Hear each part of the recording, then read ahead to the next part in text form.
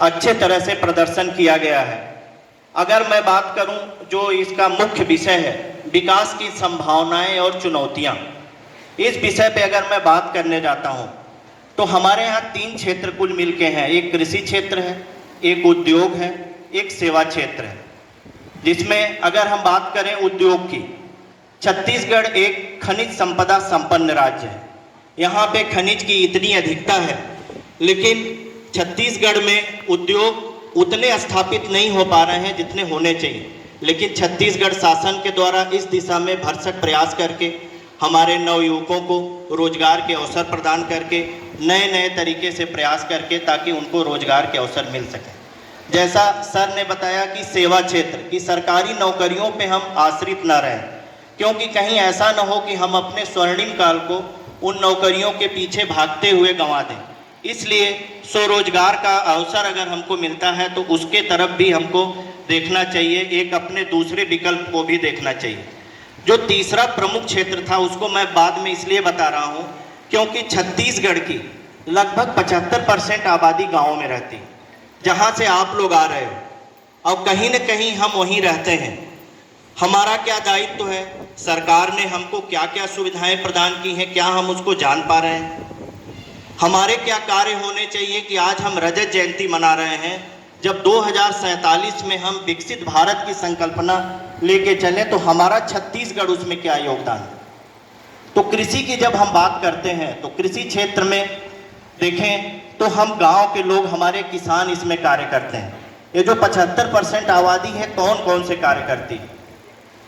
तो ये देखा जाता है कि हम केवल एक धान के क्षेत्र में ही रह गए हैं। अभी महाविद्यालय में मिलेट्स का आयोजन किया गया था कि मिलेट्स पर सेमिनार, जिसको हम लोग मोटे अनाज कहते हैं। अभी हमारे मंचासीन जितने भी अतिथि बैठे हैं या आप छात्र छात्राएं बैठे हो, अगर मोटे अनाज को हम खरीदना चाहते हैं तो किसी सुपर बाजार में ही मिलता है, और शायद हमको ये लगता है कि ये सही है कि नहीं, इस पे हमको संदेह बनता है। और हमारे जितने छात्र छात्राएं हैं, अभी ऑनलाइन शॉपिंग के लिए हमारे जितने छात्र छात्राएं हैं, हमारे जितने ग्रामीण हैं, सब लोग कुछ न कुछ हम ऑनलाइन मंगाते हैं। और जबकि हम भी कुछ बेच सकते हैं, अगर मिलेट्स प्रोडक्शन को अगर हम लोग बढ़ावा दें तो हमारा ग्रामीण क्षेत्र ऑनलाइन शॉपिंग में, हमारे यहाँ हम लोग सिर्फ खरीदेंगे नहीं बल्कि हम बेचेंगे। हम अपने क्षेत्र में उसके प्रोडक्शन को, चाहे कोदो हो, चाहे रागी हो, चाहे सावा हो, इन सारी चीज़ों का हम प्रोडक्शन करके छत्तीसगढ़ को विश्व स्तर पे ले जा सकते हैं। हमारे जितने छात्र छात्राएं हैं, अगर हम ये सोचते हैं कि हमको कौन सा काम करना है कि हम विकसित छत्तीसगढ़ में या विकसित भारत में अपना योगदान दे सकते हैं, तो हम अपने आसपास अपने कृषि क्षेत्र को बढ़ा करके, क्योंकि मैं देखते जा रहा हूँ कि आज के समय ग्रामीण क्षेत्र धीरे धीरे खाली होता जा रहा है। अगर कोई भी छोटी सी नौकरी पा जाए या रोजगार पा जा रहे हैं तो गांव से उनको शहर की तरफ पलायन की संकल्पना बनी हुई है।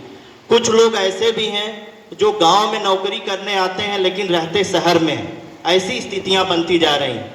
इसके लिए मेरा सुझाव है, और एक बहुत बड़ा अवसर भी है, जिसमें छत्तीसगढ़ की संस्कृति को बढ़ावा देते हुए ग्रामीण पर्यटन को हमको बढ़ावा देना चाहिए, जिसमें अगर हम अपनी संस्कृति को बढ़ा करके लोकल संस्कृति को बढ़ाएं, जैविक कृषि को बढ़ाएं, और जिसको मैं मिलेट्स बोल रहा था, अगर इसका हम लोग अच्छे ढंग से इसका प्रोडक्शन करें तो ये छत्तीसगढ़ के विकास में बहुत बड़ा कदम होगा।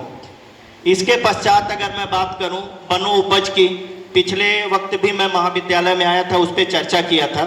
वनो उपज की जब हम बात करते हैं तो कहीं न कहीं से हम तात्कालिक लाभ के लिए वनो उपज को नुकसान पहुंचा रहे हैं, और हम ये भूल जाते हैं कि आने वाले समय में अगर वन नहीं रहेंगे तो आने वाला समय बहुत अच्छा नहीं रहेगा। उसके लिए मैं आपसे यही अपेक्षा करता हूँ कि वनो उपज को वो इकट्ठा करने से बेहतर है उसको अच्छे से इकट्ठा करें, वैज्ञानिक तरीके से इकट्ठा करें, लेकिन उन पौधों को नुकसान न पहुँचाएँ। तेंदू पत्ता इकट्ठा करने के लिए कहीं न कहीं से तेंदू पत्ता धीरे धीरे दिखना कम हो गया, और उसको अच्छे से जो अगर वैज्ञानिक तरीके से करते तो उसके पत्ते की तुड़ाई भी होती, आय भी बढ़ती और उसका फल भी खत्म ना होता। ये सारी चीज़ें हमको सोचने की ज़रूरत है, ताकि हम विकसित छत्तीसगढ़ में अपना योगदान कर सकें। इसी के साथ साथ एक चार का पौधा जिसको चिरौंजी कहते हैं, उसको हमने क्या किया, धीरे धीरे ख़त्म कर दिया। वो एक रोजगार का बहुत बड़ा अवसर था। इसके साथ साथ अगर मैं शिक्षा क्षेत्र में बात करूं तो महाविद्यालय प्रत्येक स्थान पे खुले हुए हैं और राष्ट्रीय शिक्षा नीति के द्वारा छत्तीसगढ़ शासन ने पूरे छत्तीसगढ़ में राष्ट्रीय शिक्षा नीति को लागू कर दिया है और इतना अच्छा उसका पाठ्यक्रम बनाया गया है कि प्रत्येक छात्र को कम से कम एक उसके अंदर ऐसा हुनर या कौशल सिखाने का प्रयास किया जा रहा है जिससे वो छात्र सीख सके। और उच्च शिक्षा छत्तीसगढ़ शासन के द्वारा यह प्रयास किया जा रहा है किसी उद्योग से MOU करके इन छात्रों को ऐसे पाठ्यक्रमों के द्वारा रोजगार मिले, ताकि महाविद्यालय से जब छात्र शिक्षित होता है तो कहीं पे जाए तो उसको रोजगार मिलना चाहिए। ऐसा ना हो कि महाविद्यालय की डिग्री लेकर के छात्र उसको कोई काम न मिले। महाविद्यालय के द्वारा ऐसा अथक प्रयास होना चाहिए और इस महाविद्यालय में भी राष्ट्रीय शिक्षा नीति लागू की गई है। छात्र छात्राएं उसके अनुरूप अध्ययन अध्यापन भी कर रहे हैं। तो मुझे लगता है आने वाले समय में ये और बेहतर हो सकता है। मैं देख रहा हूँ छात्र गेट की तरफ देख रहे हैं, समय भी हो गया है, तो कहने के लिए बहुत सारी बातें हैं। थोड़ा विलम्ब ना होता तो इसमें और सारी बातें किया जाता। मैं आप लोगों से हमेशा ये अपेक्षा करूँगा कि आप अपने क्षेत्र में जो भी चीज़ें हैं, जैसे महाविद्यालय का एक बहुत ही अच्छा कार्य मुझे लगता है कि हस्तशिल्प और छात्र छात्राओं की पेंटिंग और इस तरह की चीज़ों को बढ़ावा दिया जा रहा है। तो जो छात्र छात्राएं इसको बनाते हैं, इसको आप जो है ऑनलाइन माध्यम से भी देख सकते हैं, जिससे हो सकता है आपको भी ऑर्डर मिले और बैकुंठपुर महाविद्यालय का ये जो छात्र छात्राएं हैं उनके इनकम का एक स्रोत बने।